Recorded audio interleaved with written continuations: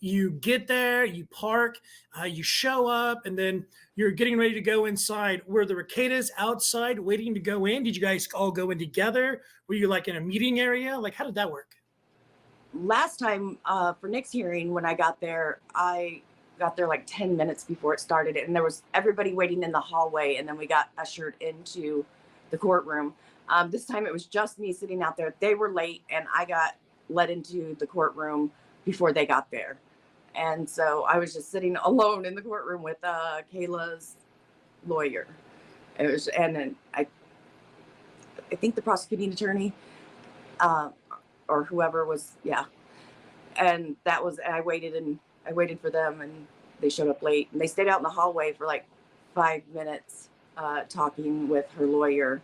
But it wasn't very far from me, and I could see they were frazzled. I could see the tension between the two of them. What do you mean by frazzled? Like, I know what the word means, but can you kind of explain that a little bit? Like, were they disheveled? Were their clothes off? Was their hair not done properly? Like, it looked like it was in a bun, but I'm not the fashion police either. But like, you know what I'm saying? Like, explain that, please. So she was in a bun. Her hair was in a bun. She came in with like a frantic kind of energy of like from being late, and peeked her head in to get her lawyer's attention, and her lawyer walked out to the hallway. It just was that energy of I'm late, and the lawyer was like, you're fine, you know, it's okay, and trying to calm her down, because she just had that kind of frantic energy. Yeah. Did she say why she was late?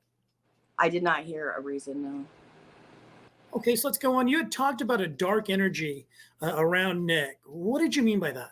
He just has a very troubled vibe about him. His eyes are dark. He doesn't look completely sane. And that, if it wasn't for the dark energy, the kind of craziness in the eyes, I wouldn't have been intimidated. He's kind of effeminate, even though he's very tall.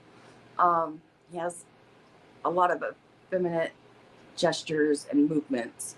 And so if he didn't have that, yeah, like I said, the energy, the dark energy, the craziness in his eyes, I don't think I would have been, and his height, I wouldn't have been intimidated at all. But yeah, I was, because of those things.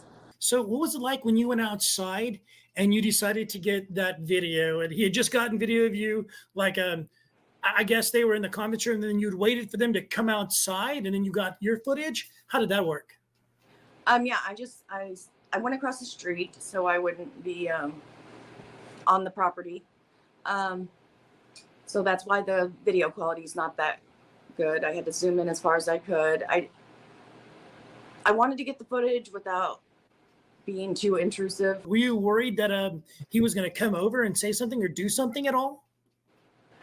It entered my mind, but you know, I was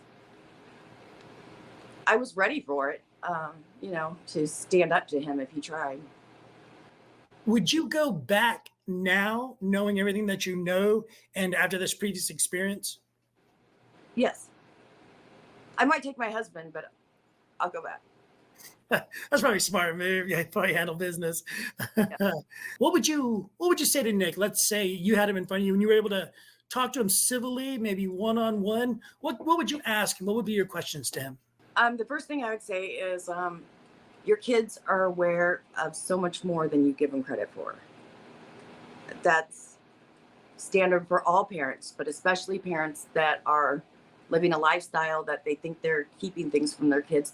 But he lies to his audience. And finding out that he was dishonest, that was the shittiest part. That really did suck, because his followers, I think, really are committed to him. Or used to be. Not anymore, yeah. Unfortunately, I think a lot of people who used to be fans don't really have the sympathy for him anymore.